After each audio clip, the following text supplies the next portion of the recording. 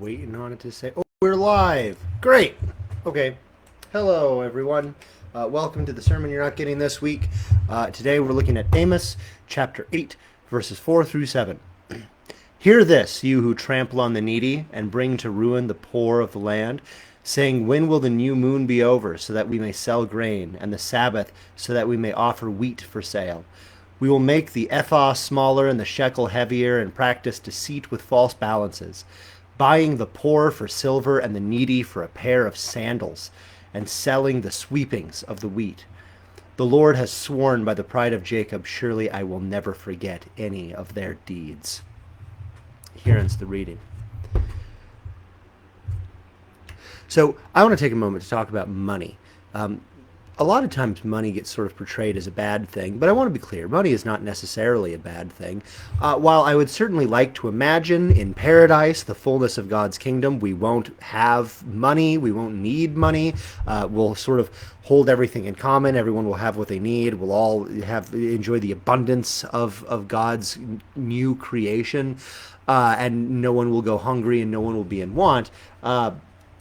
This side of eternity, we probably need money to keep things organized, to make sure that some people aren't running off with more than their fair share, to make sure everyone is getting what they're owed at the very least.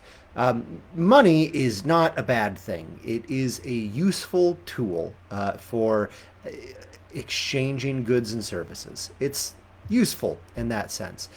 But I think we could probably all agree that at least in one place where money goes wrong is making things for sale that shouldn't be for sale. I know most of us would say that it's this obsessive desire to get more and more money that's wrong, and that's true too. But sometimes money does a bad thing, or at least we do a bad thing with money. We abuse money when we use it to buy things, not necessarily that we shouldn't buy, but that shouldn't be buyable. I'll give you an example of something that it's in recent news right now that I think is something that's crazy that this is buyable. So, you may have heard or seen headlines that say something about Wall Street is betting against Trump's tariffs. I want to explain what this news story means, at least as far as I understand it. So what's going on here is, as hopefully most of us know, President Donald Trump had instituted a bunch of tariffs on various countries.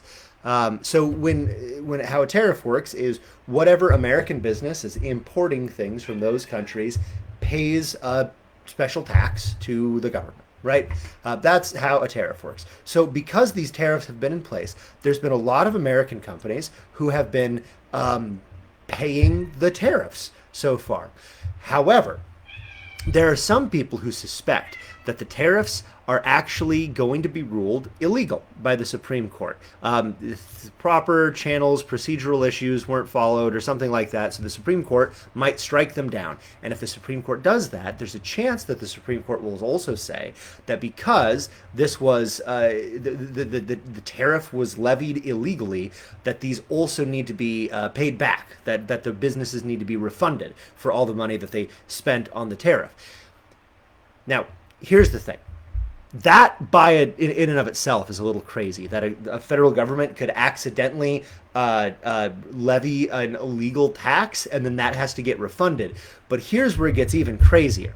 Some people at Wall Street decided to bet against the tariffs. What does that mean? Well, they say to a business, we think that the tariffs might happen, or that the tariff refunds might happen, but we're not sure if they will or not. So here's what we're going to do. If you owe $1 million, or if you paid $1 million in tariffs, we'll give you $250,000 to buy the rights to collect the refund if it comes. I don't know exactly what the numbers are, but just as an example. So this is $250,000 that you've got in your pocket. You've got that for sure. You don't know if the tariffs are going to be refunded or not. But if the tariffs are being refunded, I get all of the tariff refund money. So they're buying it for like a lower price, and then they get all the money if the tariffs get refunded. So they're taking these bets. But what this means is that right now you can theoretically buy the rights to someone else's tariff refund from the federal government levying a tax that got struck down by a different part of the federal government. That is absurd. Imagine someone making millions of dollars buying tariff refund rights. That's crazy. That seems like something that you shouldn't be able to buy. And I understand how this chain of events happened, how we got here in this process, but it still seems a little wrong, right? That a business could pay in money that they weren't supposed to pay in.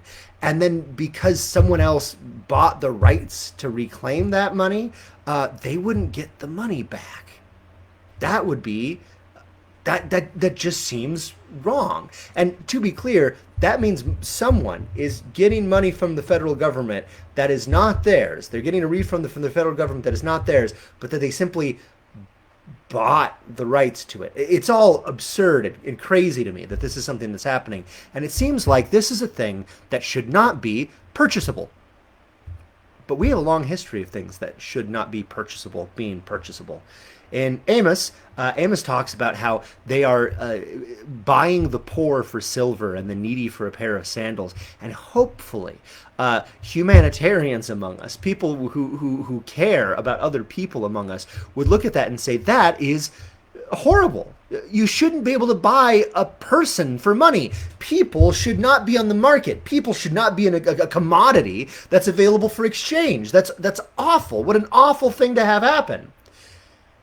These should not be for sale. And yet it was just slightly over 150 years ago when here in this country, humans were on the market, commodities for sale. And some would argue that it even extended longer into history than many would like to admit, where humans were essentially commodities for sale. But humans should not be commodities for sale. I might argue that the rights to tariff refunds also should not be commodities that are for sale. But there are a lot of things that we see in our society where money can buy it, but I think we could all look at it and say, money probably shouldn't be able to buy this. This is something that you should be getting from your community, from people who care about you. This is something that you should not be able to sell. Some things should not be exchangeable. And money becomes a terrible idol, not a useful tool, but a terrible idol when we turn things that should not be for sale into things that are for sale. They say everyone has their price. Everyone will, at some point, they'll be willing to do just about anything for money. And that is sad. I would love to live in a world where everyone was treated with the respect and dignity that they deserved, such that they wouldn't have to sell themselves out to get by. Every person shouldn't have their price, so to speak. We should be able to live our lives with dignity and respect in the joy of a loving community without having to worry about finding that secret trick that is going to make us the money, possibly giving up that respect and dignity to make us the money. There's a long-standing sort of fable trope of people selling their souls to the devil in exchange for money or power or fame. And this probably goes back to before Goethe's Faust. But we know many stories like this of people making deals with the devil. And being a Lutheran, I've always thought, well, this doesn't really make sense. In the court of law, this wouldn't fly. I couldn't sell my soul to the devil. The contract would be void because my soul doesn't belong to me. It belongs to Jesus. Jesus bought me with his blood. It's not within my power to sell this. You are not up for exchange. You are not for sale. You are not a commodity to be bought and sold and traded on the open market, no matter what society might tell you, no matter what the world might tell you. You are precious and valuable and beloved by God. And God would not give you up for anything. I hope that we can celebrate sacred time and sacred place, that we can enjoy each other's company, that we can live our lives without everything being for sale or for a price, without everything being on the market and tradable, that we can sit back and let money do its job without money ruling the world. But even while we fail, always remember you are loved by God. And in God's eyes, at the very least, you are not for sale. Thanks be to God. Amen.